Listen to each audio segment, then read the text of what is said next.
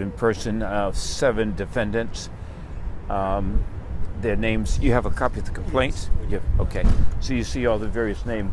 There's one for the entities. Neater. How you doing, sweetie? Good. I'm gonna make you look a little neater here. Oh, I appreciate that. I'm trying to. You did a great job on the last recording that week. Thank you. Yeah, I really like the way you told the story. Yeah, we have one more for Hi, you here. how you doing? I'm Oh, good. good to see you again. Nice to see you, sir. All right. We're back again. Back again. We're always here every week. That's great. I think this is going to be a recurring affair. I think so. Yeah. What, like here? No. Put it where we were. Okay. There we go. Perfect. Thank you, sir. Thank you. Thank you. Give me the class action loss. Yeah, hold on to this one. We have one more if you wouldn't mind waiting for a second. Sure, not a problem. Another station in town. Not a problem. I like your hat, Mr. Bonner. Well, thank you. Looking Appreciate swagged that. out. I like Well, it. yeah, I appreciate that. You know, I like those. What are those? Cheetah print. Cheetah, yeah. Also, I can run fast. I chase after know. news stories. Those are my favorite animals. I go to Tanzania, East Africa a Really? lot. Yeah, at least once a year, and I watch these cheetahs. They are very fast. Yeah. The mothers are very, Protective. very protective. I would love to go and see. Yeah. Do that. Put that on your list of things to do. It's on my list of places.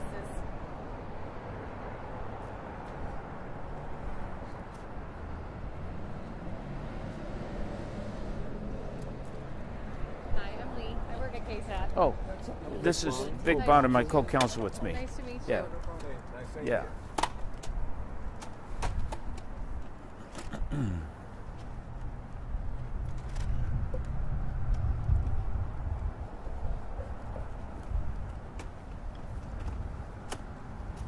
Coming over close.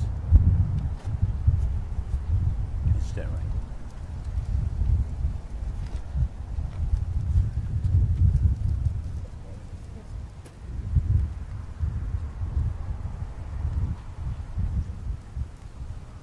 How you doing, my brother? Good, young man.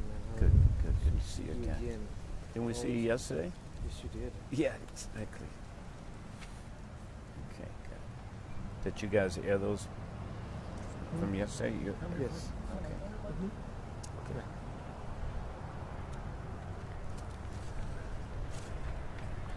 So let us know when you're ready. Who's going to take the lead? Do you want to just have a look in the middle, or? Just kind of look in the middle. In Okay. fact, I'll go stand over there. Okay.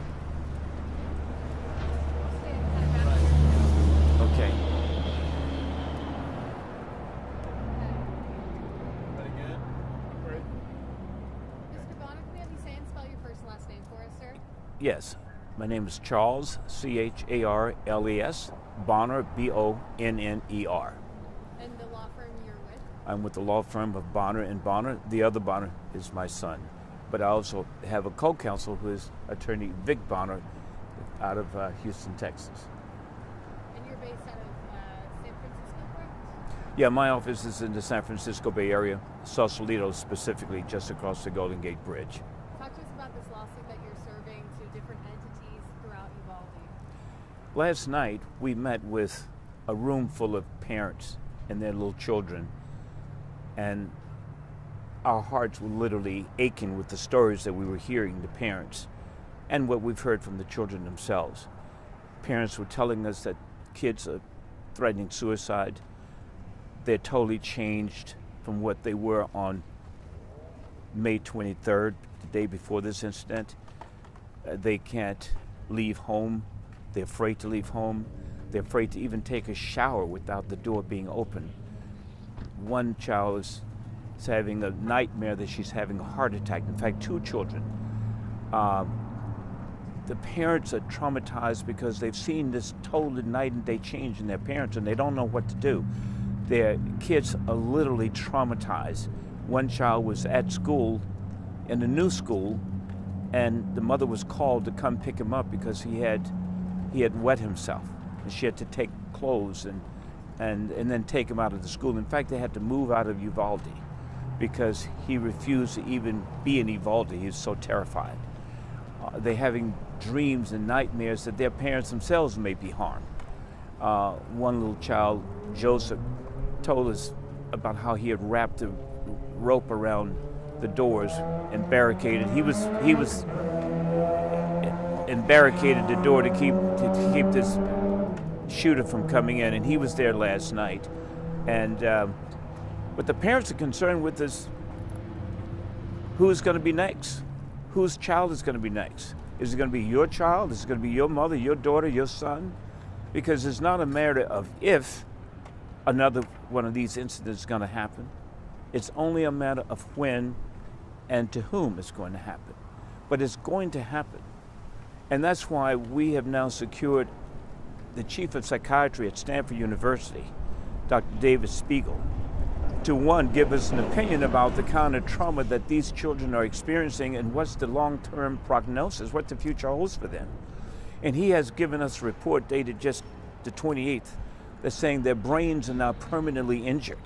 The brain is a physical organ just like the leg or the knee, and it's now permanently injured because when you undergo this kind of stress, the brain releases stress chemicals that then causes the brain to be injured.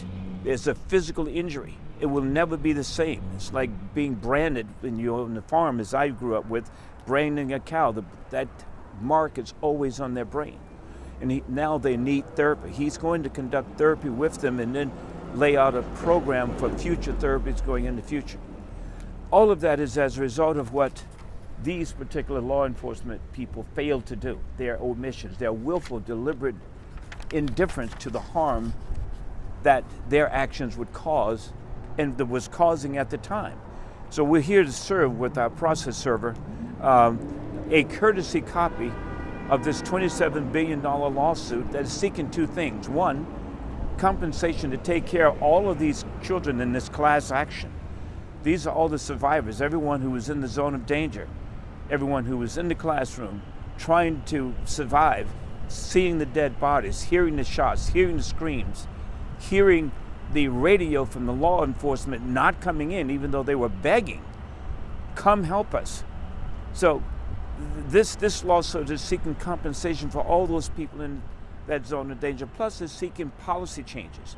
They want to see changes in the police department, changes in the school district that's going to guarantee their safety all the way through their lives when they're in the public arena, when they're at school. So we're here to serve a courtesy copy of the Uvalde Police Department itself, along with the Lieutenant Mario Pargas. You know Mario Pargas, he was out on his phone walking in and out while he was listening to this child reporting that there were dead bodies around. He went outside of the building, went into the park, came back, and then went out again. He totally showed a deliberate indifference to their suffering and their pain when they were trained to go in. So we're here to serve him, along with Sergeant Eduardo Canales, Lieutenant Javier Martinez, Sergeant Daniel Carinata, and Officer Louis Landry, along with Officer Donald Page, and Officer Justin Mendoza, of course, and to serve the city itself. And what I would like to do, Mr. Lalo Castillo was there last night to relate what you heard the parents talk about as they were packed in, telling us through their tears and their pain as to what they've experienced with their children. Well, it's a difficult situation because we don't realize the pain that these parents are going through. These children will be marked and injured forever if they don't get the proper care, and that's the important thing.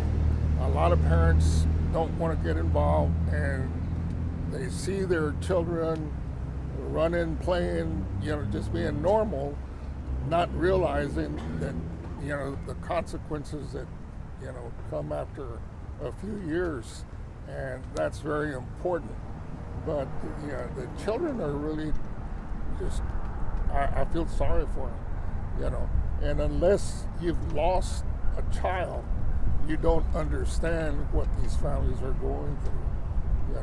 Not only the ones that were here, but ones that had experienced this, that attended the school. And so it's a very sad situation, but I'm glad that this law firm is taking this action and representing some of these families. And Attorney Vic, tell me what you heard the parents saying last night. I can just reiterate what you said earlier, Charles. We heard the parents literally crying out for help. That May 24th situation left an indelible mark on the kids and the parents. I mean, they're both traumatized by that incident. And we're here to try and right that wrong. It should not have happened, all right? It could have been prevented. And when you stop and think about the number of law enforcement officers who were on site, in earshot of what was going on, and they were standing around talking about who's going to make the first move.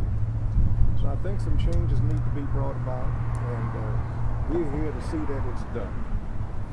Yeah, so this lawsuit is about three things. One, the value of our kids.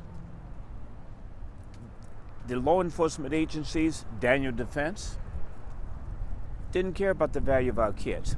So if you ask why $27 billion, how much is one child worth? We know that Daniel Defense in 9 years increased their sales 347%. We know that they were aware that their guns were being used not to hunt hogs, and not to hunt deer, not to hunt any kind of sporting hunting, but only to hunt people. We know that, and Daniel Defense knew that because they knew their guns were used in the killings in Las Vegas, where 40 people were killed with 4 Daniel Defense AR-15s. So they were aware that their guns are killing people, and yet Daniel Defense increased their advertising. They increased it to use children to sell their guns. In the lawsuit we have against Daniel Defense, you can see the first pictures of a child saying the way you train up a child with an AR-15, and when he grows old, he will not depart therefrom. And that's exactly what's happening. That's exactly what happened to this 18-year-old shooter here. It happened to the 18-year-old shooter in Buffalo, New York. It happened to that man who used the gun in Las Vegas, and it's happening again and again and again. Why? Because they do not value our children's lives. And so this 27 billion lawsuits is to let them know that we value our children's lives. The second reason this lawsuit is about preventing this from happening again. We have to have enough money to get their attention. They cannot put profits over the lives of our children. It's profits over people. That is unacceptable. And thirdly, it's about accountability. These people need to be held accountable. They have not been held accountable. Instead, they've been covering up. They've been pushing this under the rug. They haven't been forthcoming. I mean, even the Bible says the truth shall set you free. They won't tell us the truth. So we want accountability, and this lawsuit is going to demand accountability along with systemic policy changes to guarantee that your child would not be shot with an AR-15 and that your child would not be ignored when they call for help in the schools. Because we know it's not if another school is going to be the victim of shooting. It's only which school is going to be a victim of shooting and whose child is going to be in that school. Is it going to be your child in that school? Or is it going to be you in Walmart? Or you in a nightclub trying to enjoy your life when some 18-year-old or some other maniac deranged is going to come in and do exactly what the advertisement is saying they should do, which is to buy an AR-15 and use this machine gun to come in and shoot 100 rounds in 2 minutes, as this guy did here in Uvalde. And then what's the law enforcement going to do? They're going to come in and wait 77 minutes before they come to your help. This is unacceptable. This is un-America. This is against our constitutional principles. This is against the Constitution that says we all have a right to life and a right to liberty and a right to safety. And if it's not us, who? Our Constitution starts with we the people, not we the police department, not we the DPS, not we the governor or the legislature, but we the people in order to make a more perfect union. And it's going to take you, we the people, to protect our children. It's going to take you, we the people, to make the kind of changes that are going to prevent these kind of massacres that occurred here in Uvalde. I mean, last night we were all crying with these children. Where's Pastor Myers? Did I just see him? There he is. Yes, Pastor Myers, if you don't mind, come join us. And I would like, Pastor Myers, for you to just share the meeting we had at your church last night with all these parents who were packed in, the comments that they were telling us about their children and about their own trauma. Last night at 3835 East Main here in Uvalde, families of the children that survived this massacre, I don't know if you can call it survive, because they are traumatized. They're hurting, they're afraid of the dark. When they see people that reminds them of the shooter, they go into a panic attack. They need to have a parent with them when they have to go to the bathroom. So these children are hurting. These children are hurting really bad. The parents, they're on pins and needles, and we're here to help. We're here to stand with them. I can't even put myself in the place of those that actually lost a child. I don't know that void. I don't know that pain. I don't know that hurt. But just what I heard last night, it's mind-boggling with these families, with these children.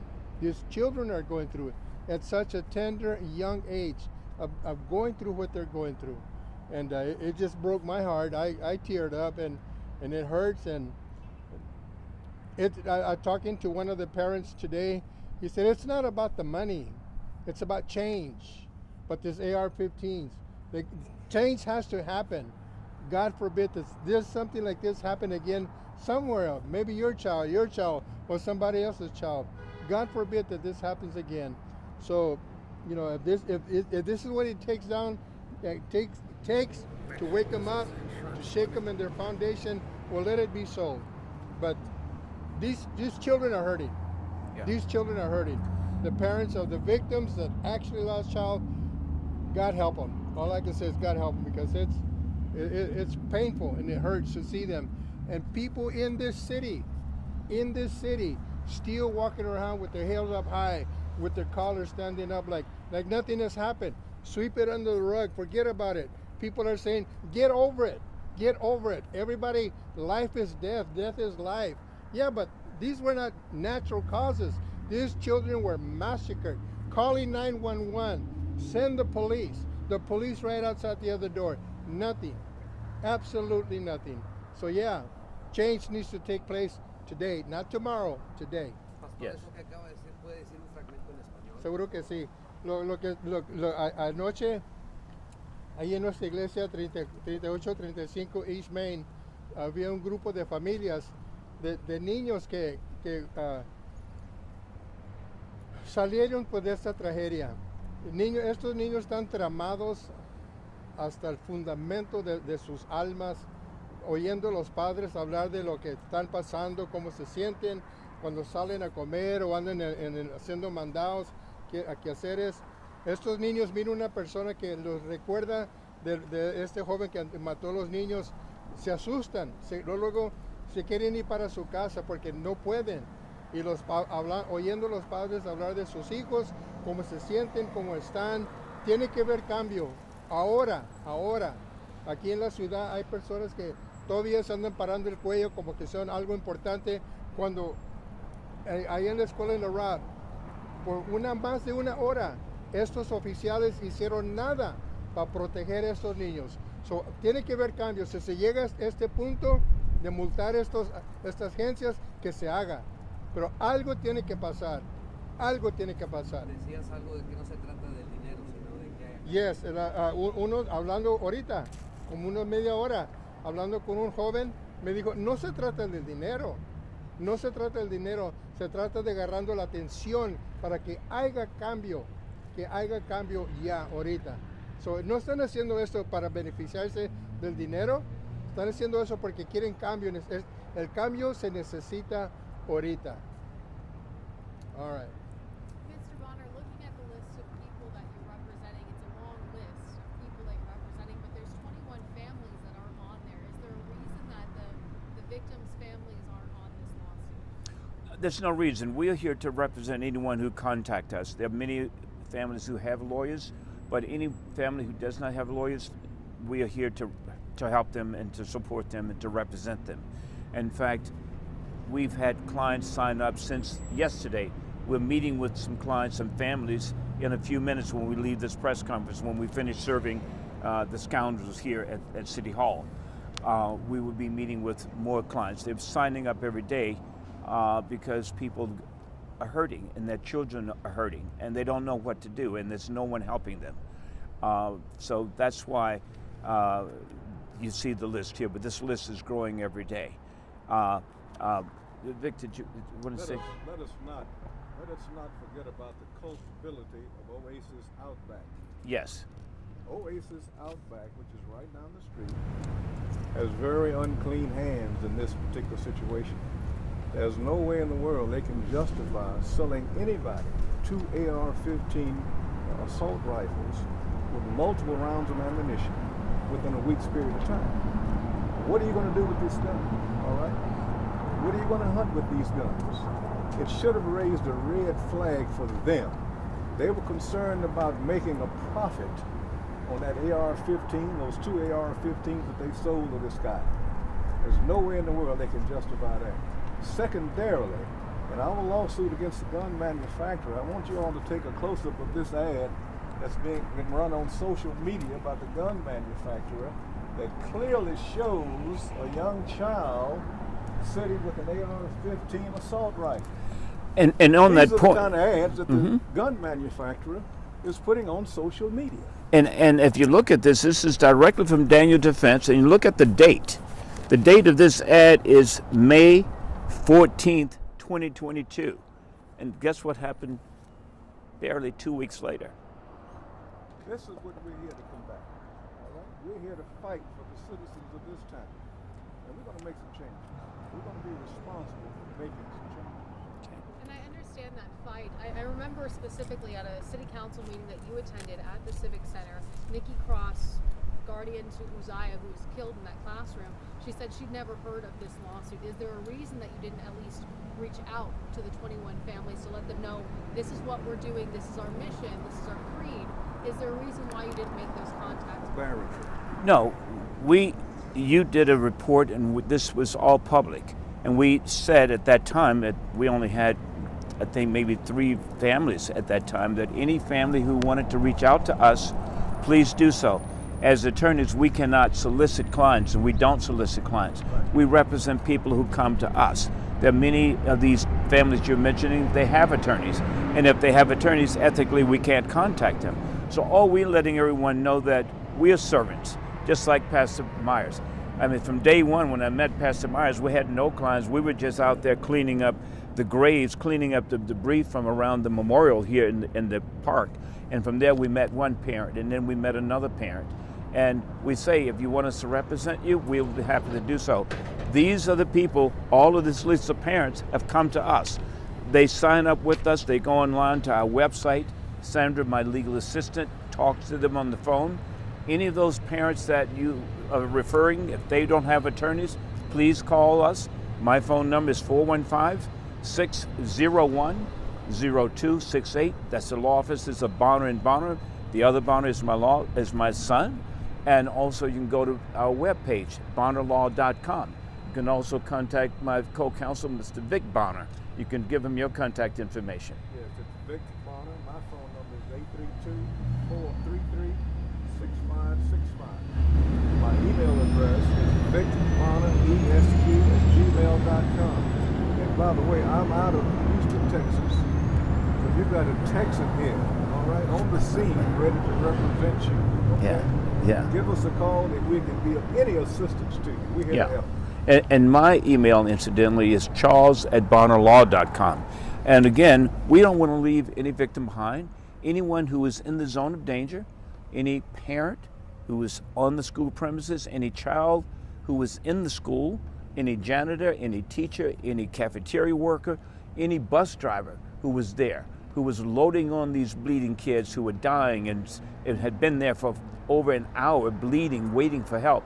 Any of the people who are in the zone of danger, please contact us. This class action includes you, and we want to go forward because we don't want you to suffer in silence. And what we heard last night from a room full of parents, these parents, is that their kids are suffering in silence, Yes. and they have no clue as to how they're going to help these kids. But we have arranged for the chief of psychiatrists I've mentioned at Stanford University to provide the kind of psychological help that is going to be necessary for the rest of their lives. And that is what this particular $27 billion is also designated, to make sure we have the kind of health care for kids who are now 10 years old, but they're going to have health care for the next 80 years of their lives.